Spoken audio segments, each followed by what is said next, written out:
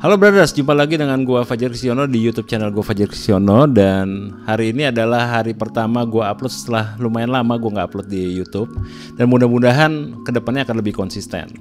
Oke, apa yang gua mau share hari ini adalah bagaimana gua menggunakan continuous lighting sebagai cahaya tambahan dalam pemotretan di kondisi available light gitu ya, di kondisi cahaya yang lumayan bagus.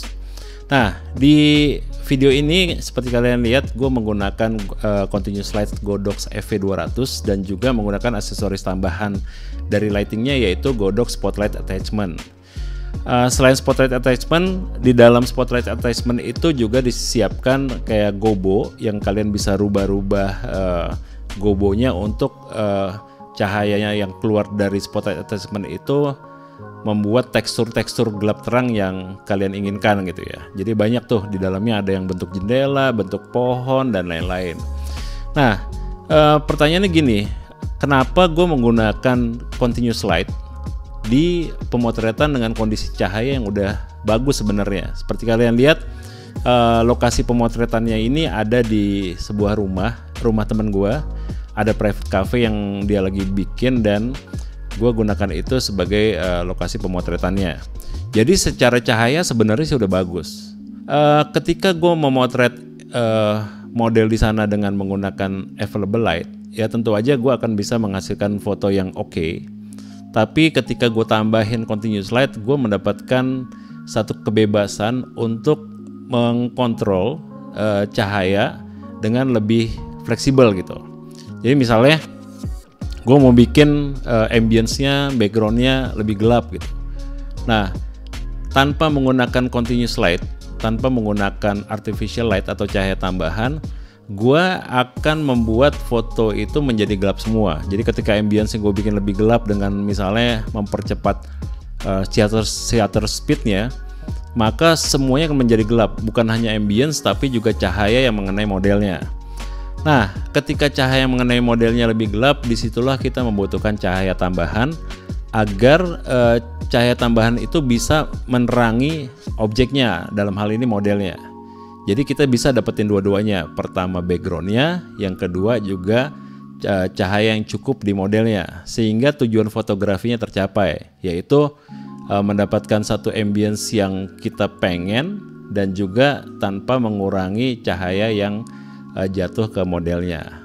Kondisi yang ini, kondisi pencampuran available light dengan continuous light ini kita sering dengar sebagai mixed light. Jadi mencampur available light dan artificial light. Nah, seperti kalian lihat di sesi pemotretan ini ya, cahaya tambahan itu di continuous light itu gue taruh jauh, lumayan jauh ya. Supaya cahayanya bisa lebih melebar ya. Jadi kalau misalnya gue taruh terlalu dekat, maka si output cahayanya tuh jadi kayak kecil itu. Makin gue jauhin si continuous lightnya, maka cahayanya akan semakin menjadi lebih besar. Nah, dengan besaran cahaya yang lumayan gede ya, kemudian di spotlight attachment itu ada lensa, brother. Jadi dengan merubah jarak, maka lensanya tuh juga akan menghasilkan blur gitu ya, kayak cahaya yang blur yang nggak tajam, sehingga jatuh cahayanya jadi lebih soft ya, dan lebar dan menjadi lebih soft. Nah, disitulah si cahaya itu jatuh ke wajah modelnya menjadi juga soft gitu ya, jadi nggak terlalu keras, nggak terlalu hard light. Jadi kemudian selain lighting highlight dan shadow yang juga udah mulai terbentuk dari gobonya, gue coba memanfaatkan tanaman hias yang ada di lokasi untuk juga sedikit menyaring cahayanya ya, supaya kelihatan lebih dramatis gitu jatuh cahaya di model yang seperti kalian lihat di foto ini. Jadi gue bisa dapetin satu foto yang ambience-nya gue atur, kemudian juga jatuh cahaya ke modelnya bisa diatur karena posisi lighting kita yang arahkan. Kemudian kita bisa tambahin foreground untuk mempercantik frame-nya gitu. Nah, semuanya bisa dapat. Nah, pertanyaannya kemudian mungkin untuk kalian yang jarang motret pakai continuous light, settingan speednya, aperture-nya, ISO-nya gimana? Nah, Untuk pemotretan dengan menggunakan continuous light itu secara umum lebih mudah di kondisi-kondisi output foto yang seperti ini. Output foto yang seperti apa sih Om? Output foto yang kayak gini nih, bukaan besar ya, bokeh-bokeh ya.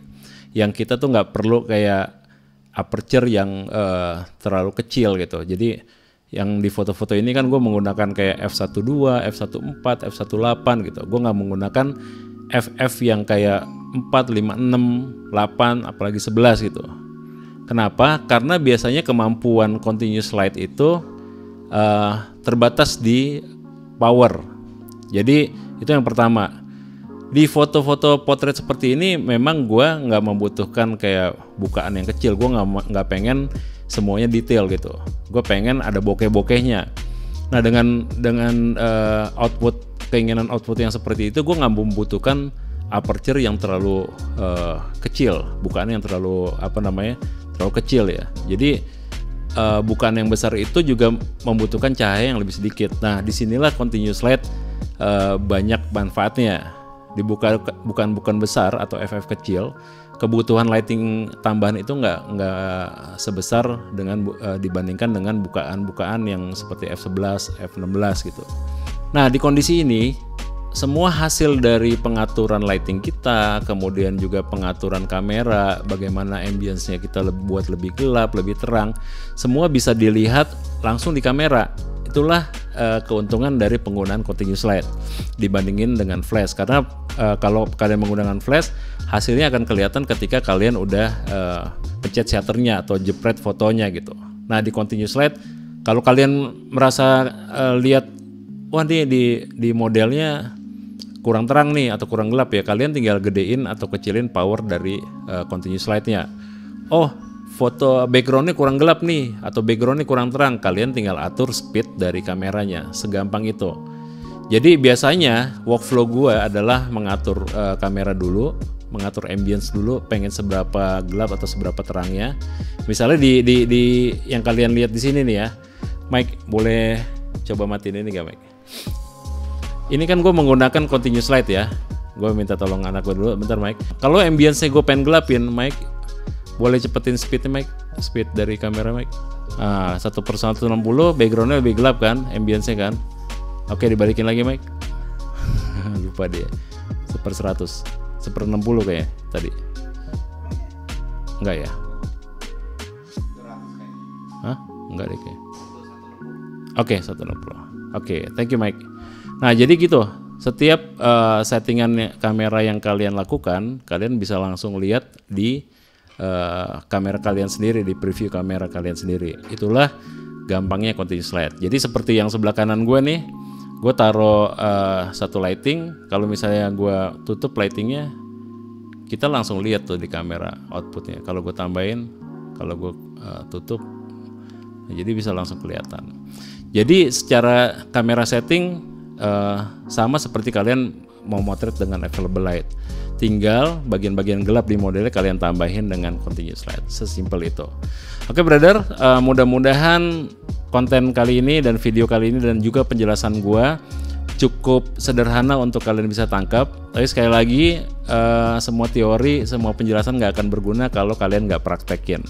Jadi praktekin dengan apa yang ada, dengan kamera kalian yang ada, dengan lighting yang ada. Continuous light untuk awal-awal, untuk pengenalan kalian bisa gunakan apa aja. Bisa menggunakan lampu-lampu yang ada di rumah. Tapi ketika kalian mulai serius, kalian boleh investasi ke lighting continuous yang lebih serius, seperti Godox misalnya. Jadi Godox banyak sekali keluarin lampu-lampu continuous untuk foto dan video. Kalian bisa coba sesuai dengan budget kalian. Oke brothers, mudah-mudahan konten ini bermanfaat untuk kalian. Enjoy dan salam jepret.